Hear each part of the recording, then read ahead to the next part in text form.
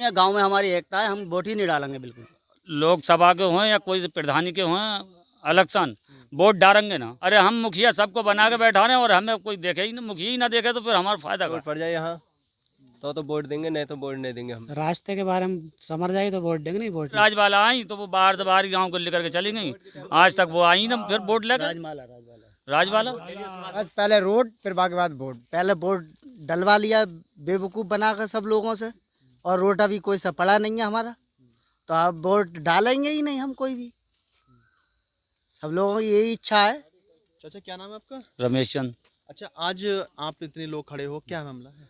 ये मामला है कि हमारे यहाँ के ताई सड़क ना पड़ी है कि पिछले लोकसभा के इलेक्शन में तो एसडीएम साहब ने कही कि तुम्हारा रोड पड़ जाएगा और तुम वोट डालो सब लोग। हम सब लोगों ने, गांव वालों ने वोट डाल दिया और रोड हमारो आज तक ना पड़ो। अब बताओ जहाँ मैं क्या करें, ना तो बस आ रही है ना कोई कार आ रही है। दुख तकलीफ है जाए, रात में बरसात है जाए तो जहाँ नहर पे तो लिखरो जाती ना है, कोई रास्ता ना है। हमारी चौफरी गाँव की पक्की है, ये निस्वा गाँव है। अच्छा, क्या वादा किया था आपसे? हमसे ये वादा करा कि मान लो 6 महीने से पहले तुम्हारा ये रोड हो जाएगा, डामर रोड। आज तक नहीं पड़ा। वोट डाल दिए थे? वोट डाल दिया। क्या तय हुआ था? ये हुआ कि रोड डलवाएंगे तुम्हारा, वोट डालो, लिख कर दे के गए और वो आज तक पलटे ही ना। यही कह रहे हैं कि हमारा रोड पड़ना चाहिए और रोड जब नहीं डालेंगे तो वोट नहीं डालेंगे कोई। यहाँ अबू बहसकारी देखो, एसडीएम साहब ने कही कि हम वोट ये तुम्हारा रोड डलवाएंगे, आज तक ना एसडीएम लौटे ना कोई डीएम साहब लौटे हैं। अब तो पहले रोड है, बागे बाद में वोट है। ना विधायक लौटे। हाँ जी, आप ये इच्छा है हमारी कि हमारा रोड पड़ना चाहिए। कोई नेता आया था? नेता आज तक कोई ना। जहाँ के राजबाला आई तो वो बाहर से बाहर गाँव को लेकर के चली गई, आज तक वो आई ना, फिर वोट लेकर राजबाला। क्या तय हुआ था? रोड की भाई, क्या रोड डलवाएंगे तुम्हारे यहाँ को, जो यहाँ निस्बा से पट रहा तक को वो रोड पड़ो ही ना। रविंदर सिंह। क्या मामला है? बस पहले रोड फिर बाकी बाद वोट, यही मामला है हमारा। तो ईश्वर सिंह। क्या कहना? कहना क्या, ये कि पहले वोट डलवा लिया बेवकूफ़ बनाकर सब लोगों से, और रोड अभी कोई सा पड़ा नहीं है हमारा, तो अब वोट डालेंगे ही नहीं हम कोई भी। सब लोगों की यही इच्छा है।